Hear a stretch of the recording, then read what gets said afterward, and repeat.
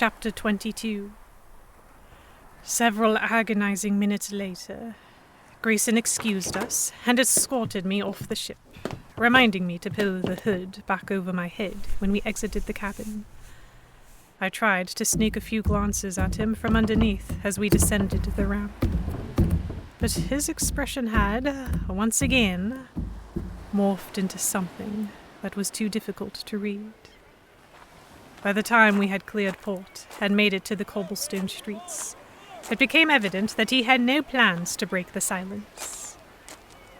There were words perched on the tip of my tongue, but I didn't know what they were, and so I remained quiet. Perhaps my mind was just racing too quickly with thoughts I didn't want to be having.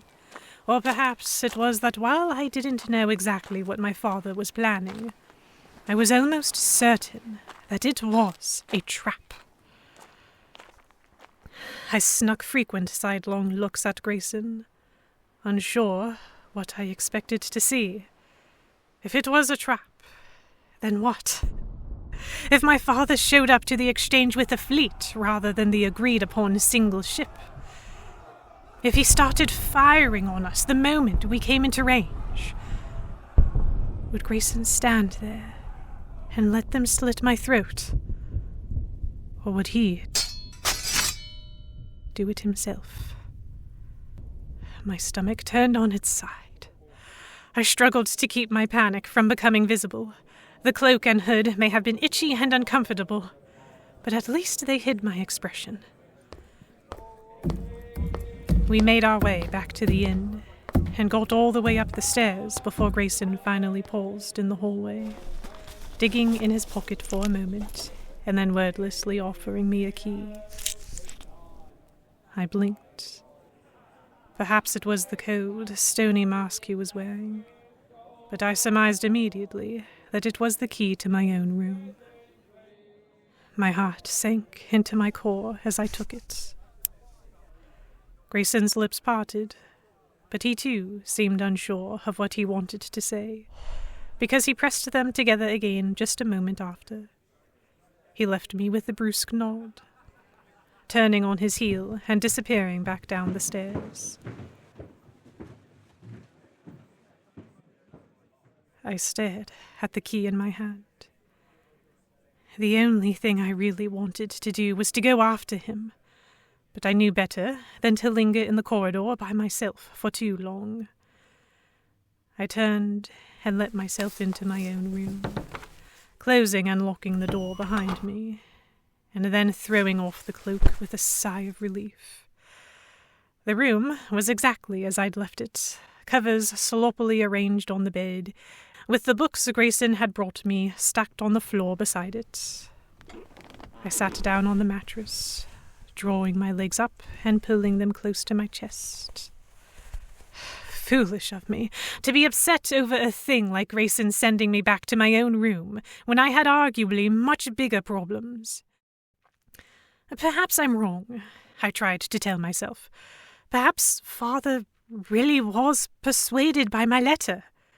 It was possible, I supposed, though I had never known Father to be anything less than pig-headed when it came to these things. It was hard to imagine that he'd heeded counsel from his daughter, of all people. Nausea began to brew again, so I tried to think about something else. But of course, the first subject my mind jumped to was Grayson, and that only made me feel worse. Looking back, I hardly recognized myself, having totally surrendered to base desires in a way I never had before. The things I had let him do, and the way he had made me feel. My head spun just remembering it. Other men had always been little more than minor distractions or acts of rebellion, and perhaps some part of me had expected a night with Grayson to feel the same. Had I thought that indulging myself with him would satisfy the attraction I felt, get it out of my system, get him out of my head? Because nothing could be further from reality. Now I just felt hungry. Some strange new side of me had awakened, and suddenly a whole new world of carnal possibilities was laid bare. My body craved them, wanted to explore them now that I knew they existed. More than that, though, I wanted to explore them with him. I shook my head, squeezing my eyes shut to clear the thought. No, I couldn't have that. Desire I could manage, but anything more had to be swept off the table, especially now that I knew our time together would end in 10 days. One way or another. In a desperate attempt to occupy myself, I reached down and grabbed a book off the pile. It was the Keats volume, which I had been trying to convince myself to slog through again, now that I was entirely sick of Ivanhoe. I had never cared for poetry, but there was a little else to do.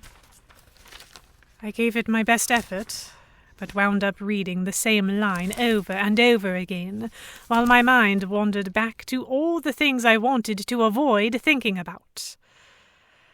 Eventually, I had no choice but to give up and toss the book back onto the dusty floor. Staring at the water stains on the ceiling, I gnawed at what remained of my thumbnail. 10 whole days of this, then. Was that really what was in store for me? 10 days holed up in this room, forcing myself to read awful flowery gibberish as I agonized over the upcoming exchange. I'll go mad, I thought, with an inward groan. I laid there, considering my options, watching the light outside my window dim. Before long, the inn began to liven, and my pessimistic ruminations were constantly interrupted by footsteps treading through the hall. I caught myself hoping, whenever someone walked past my room, that they would stop and knock on my door 5 times. When no such thing happened, I told myself again that I was being foolish.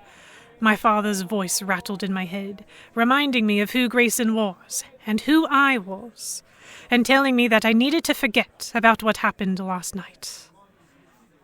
Naturally, this only made me more determined to do the opposite. After all, if there were still 10 days before we parted ways, 10 days that may very well be the last for either or both of us. Wasn't it better to at least make the most of them? The final glimmer of sunlight vanished beneath the horizon, and the sounds of drinking and merriment below reached their crux. I wondered if Grayson had come back yet.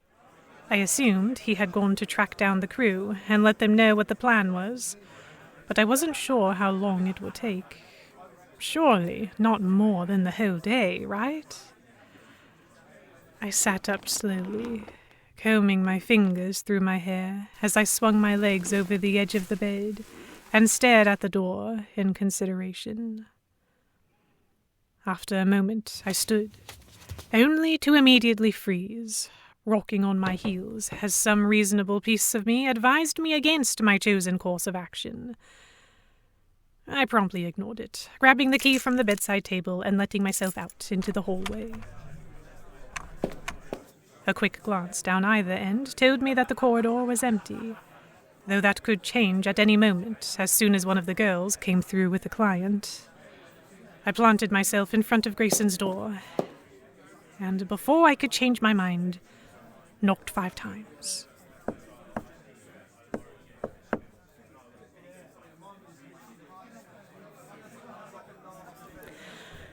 For several long moments, nothing happened. I swallowed anxiously and glanced at the stairs again, debating between knocking a second time or ducking back into my own room. Just as I was about to raise my hand, the door swung open. Grayson looked first at me, both bemused and startled. then over my shoulder into the hallway, before grabbing my arm and pulling me inside. What are you doing? He asked, closing the door. The question was almost accusatory, but he seemed thrown enough by my appearance that his intended tone died halfway through. He realized this, clearing his throat and twisting his brows together in something like mild frustration. My mouth opened, but no response came out. I hadn't actually thought this far ahead. I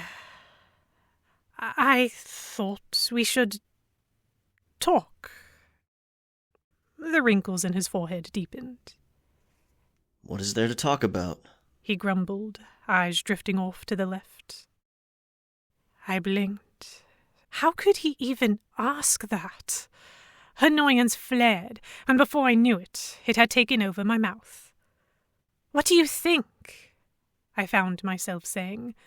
Are we supposed to just pretend as if last night didn't happen? Grayson's mouth wrenched in discomfort. No, but... He faltered, meeting my gaze, and then breaking it again with a soft scowl. Everly, you know we can't. You can't. A surge of confidence spurred me to interrupt, taking a step closer.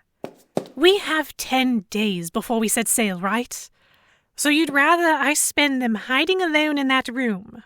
What's the point in acting as though nothing happened? He exhaled, exasperated. What would you have me do?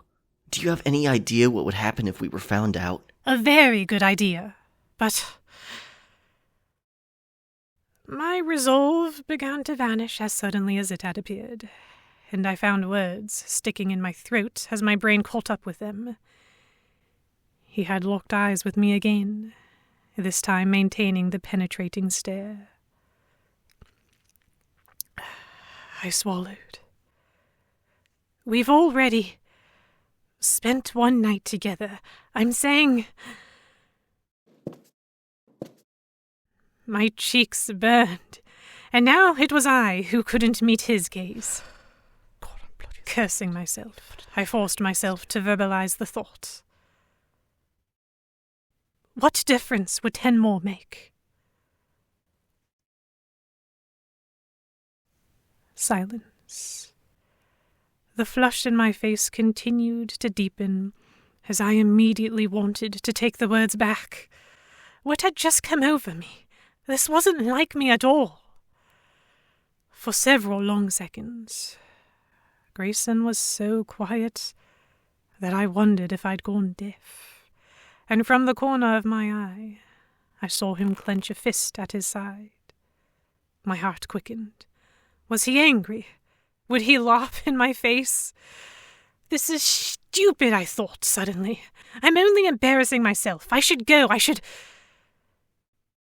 Before I even finished the thought, Grayson broke the silence with a heavy exhale and seized me by the wrist. Fuck it, he muttered, then pulled and captured me again in a rough, hungry, desperate kiss.